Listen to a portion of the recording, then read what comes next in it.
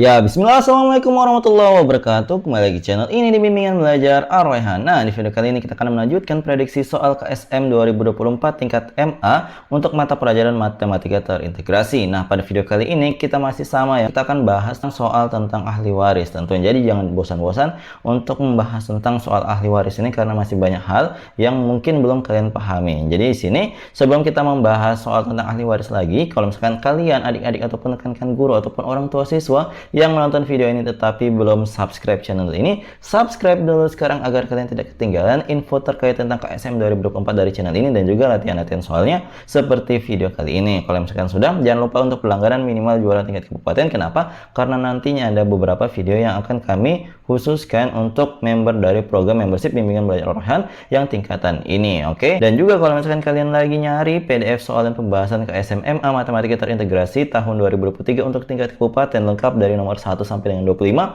Bimbingan Belajar Ar-Rayhan itu menyediakan dengan harga 75.000 saja untuk 100 orang yang kembali pertama. Akan ada bonus yaitu bank soal KSM 2018 sampai dengan 2023 lengkap semua mata pelajaran dan juga semua tingkatannya. Ingat, ini hanya soalnya aja yang nggak ada pembahasannya. Ada juga kami gratiskan 2 modul agama Islam sesuai dengan kisi-kisi yang dikeluarkan oleh panitia pusat untuk persiapan tahun ini buat kalian yang membeli di minggu ini ya. Kalau misalkan kalian tertarik, silahkan hubungi Mimin di 087860622162. Yuk miliki sekarang dan persiapkan dirimu menghadapi KSM tahun ini. Oke, di sini kita akan mulai pembahasan kita tentang ahli waris. Di sini ada tabelnya ya, bisa di screenshot dan bisa kalian pelajari. Kita langsung saja mulai untuk soal nomor 3 ya. Yuk kita baca dulu soalnya bersama-sama. Nah, seorang wafat dengan meninggalkan seorang suami, 2 anak perempuan dan seorang ibu.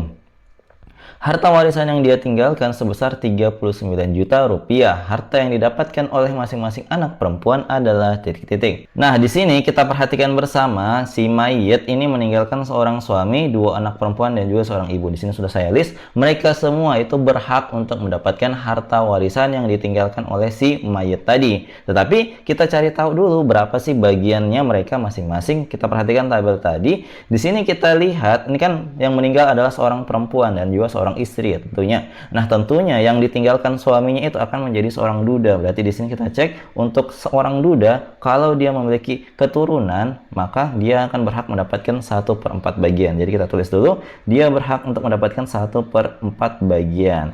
Kemudian kita cek lagi untuk bagiannya ibu. Nah, untuk bagiannya ibu, karena di sini dia memiliki anak, maka dia akan mendapatkan 1/6 bagian dari total harta warisan tersebut. Jadi dia akan mendapatkan 1/6 bagian daripada harta 39 juta tadi. Kemudian 2 anak perempuan kita cek lagi. Untuk khusus 2 anak perempuan ataupun lebih, di sini kita lihat kategorinya yang ini. Nah, dia akan mendapatkan 2/3 dari total harta warisan. Nah, kita tulis sini 2/3 bagian untuk 2 anak perempuan tadi. Nah, di sini kita akan mencari yang namanya akar masalah.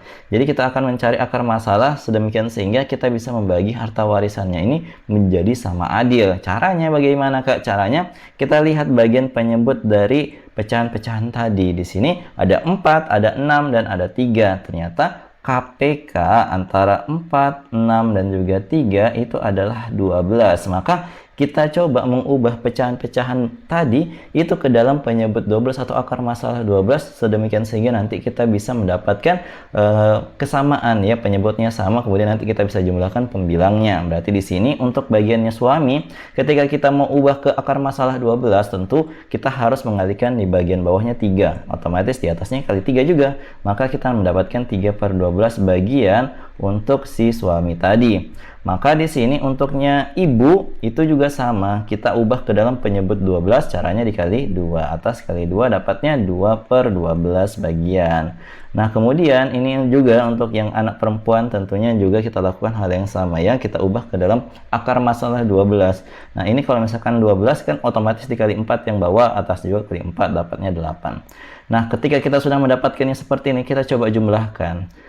Apa yang akan terjadi? Tentu kita menjumlahkan bagian pembilangnya aja karena penyebutnya sudah sama. 3 tambah 2, 5, tambah 8 itu adalah 13. 13/12. Nah, kita lihat bersama bahwa ini nilainya melebihi angka yang ada di bawahnya atau melebihi akar masalah. Oleh karena itu kita akan mengubah berdasarkan yang namanya metode AUL. Jadi kita ubah akar masalahnya tadi. Karena ini akar masalah memang membuat masalah ya, karena di sini harusnya dia mau dibagikan ke 13 bagian, tapi penyebutnya tadi akar masalahnya 12, maka kita harus mengubah penyebut-penyebutnya tadi menjadi 13 juga agar dapat bisa membagi adil harta warisan yang ditinggalkan oleh si mayit. Maka di sini kita ubah menjadi 3/13 untuk suami, ibunya menjadi 2/13, sedangkan untuk si anak perempuan itu jadinya 8/13. Nah, inilah nanti kita mau kalikan dengan total harta warisan yang ditinggalkan oleh si mayit untuk mendapatkan masing-masing bagiannya.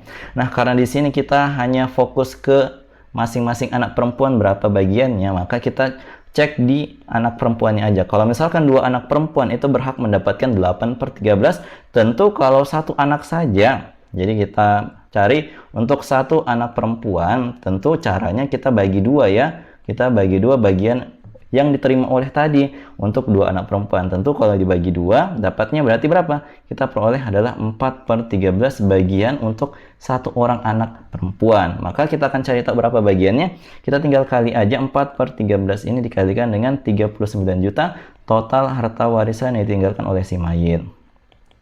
Ini kebetulan bisa banget dibagi ya, maka itu dia sengaja kita harus mengubahnya tadi dengan metode AUL sedemikian sehingga bisa membagi adil 39 juta yang ditinggalkan oleh si mayat ini. Maka di sini kita coba bagi 39 bagi 13 itu bisa dapatnya 3 juta dikalikan 4, maka si anak perempuannya tadi satu orangnya itu akan mendapatkan bagian 12 juta rupiah. Sehingga jawaban yang tepat dari soal ini adalah opsi C, yaitu 12 juta rupiah harta yang didapatkan oleh masing-masing anak perempuan yang ditinggalkan oleh si mayat tadi. Seperti itu, semoga kalian paham ya untuk penyelesaian soal kali ini untuk metode AUL ya. Jadi sini kita membagi adil dengan metode AUL ketika ingat harta warisannya itu bagian-bagian yang dijumlahkan akan melebihi akar masalah. Seperti itu. Ingat baik-baik ya. Oke, kita lanjutkan ke soal berikutnya. Tetapi sebelum itu, kalau misalkan kalian lagi nyari buku latihan soal persiapan KSM terbaik buat kalian yang tingkat MA ini, di sini Mimin berikan rekomendasi dari tim POSI Indonesia. Kalau misalkan kalian tertarik untuk mendapatkan buku-buku ini, silahkan cek link yang ada di kolom deskripsi. Oke, kita lanjutkan ke soal nomor 4. Yuk kita baca dulu soalnya bersama-sama. Seorang suami meninggal dunia dengan meninggalkan ahli waris seorang istri, seorang ibu, dan seorang anak perempuan kandung. Harta waris yang siap dibagikan setelah dikurangi utang dan biaya pengurusan jenazah adalah 24 juta rupiah. Harta warisan yang diterima oleh ibu adalah titik-titik. Nah, untuk menyelesaikan soal ini, di sini kita perhatikan ya. Di sini kan dikatakan seorang suami itu meninggal dunia, kemudian meninggalkan ahli waris seorang istri, seorang ibu, dan juga seorang anak perempuan kandung. Nah, di sini kita tuliskan dulu list apa saja yang akan menerima harta warisan yang ditinggalkan oleh si suami tadi. Berarti di sini ada istri ya, ada istri, kemudian ibu, kemudian ada satu anak perempuan. Nah, kita akan menentukan masing-masing bagian dulu dari si penerima harta warisan yang ditinggalkan oleh suaminya tadi. Maka di sini kita lihat seperti tadi, kalau misalkan si istri ini memiliki anak, maka dia akan mendapatkan bagian 1/8 bagian. Sedangkan untuk ibu, kalau misalkan si mayat ini memiliki anak, dia akan mendapatkan seperti tadi ya, 1/6 bagian. Kemudian untuk anak perempuannya, kalau dia khusus, dia hanya memiliki satu anak perempuan, dia akan mendapatkan 1/2 bagian dari total harta warisan yang diterima. Nah, di sini coba kita samakan dulu ya. Di sini kita akan samakan dulu akar masalahnya itu. Nah, di sini kita lihat KPK antara 8, 6, dan juga 2 itu berapa sih? Nah, ternyata di sini kalau misalkan kita hitung-hitung, oh di sini KPK-nya adalah 24. Nah, 24 ya. Maka di sini kita ubah 1/8, 1/6, dan juga 1/2-nya tadi itu ke dalam akar masalah 24 atau penyebut 24. Berarti di sini jadinya adalah di sini 3/24. Kalau yang ini jadinya 4/24, sedangkan kalau 1/2 dapat 12/24 ya tentunya. Nah, ini coba kita jumlahkan semua bagian pembilangnya ketika akar masalahnya sudah sama. 3 tambah 4 tambah 12 itu berapa? Itu dapatnya 19/24 jadinya. Nah, untuk kasus kali ini dia akan memiliki totalnya ini kurang dari akar masalah. Terus apa yang harus kita lakukan? Nah, berdasarkan metode RAT dalam pembagian warisan, nah ketika kita mendapatkan kasus seperti ini, kita mendapatkan totalnya itu kurang dari akar masalahnya, maka di sini kita akan cari tahu dulu berapa sih nanti harta warisan yang tersisa. Kemudian harta warisan yang tersisa ini akan kembali dibagikan kepada ahli warisnya yang memiliki hubungan darah dengan si mayit. Contoh di sini ibu dan juga satu anak perempuan. Ini kan memiliki hubungan darah ya, yang langsung kepada si suami ini. Tetapi kalau misalkan si istri ini tidak memiliki hubungan darah sama sekali ya, hubungannya itu adalah hubungan pernikahan, maka nanti si istri tidak akan lagi mendapatkan sisa harta warisan ketika dikurang-kurangi dengan bagian istri, ibu, dan satu anak perempuannya tadi. Maka di sini coba kita hitung-hitung dulu ya, berapa harta warisan yang tersisa. Di sini kan kalau misalkan kita hitung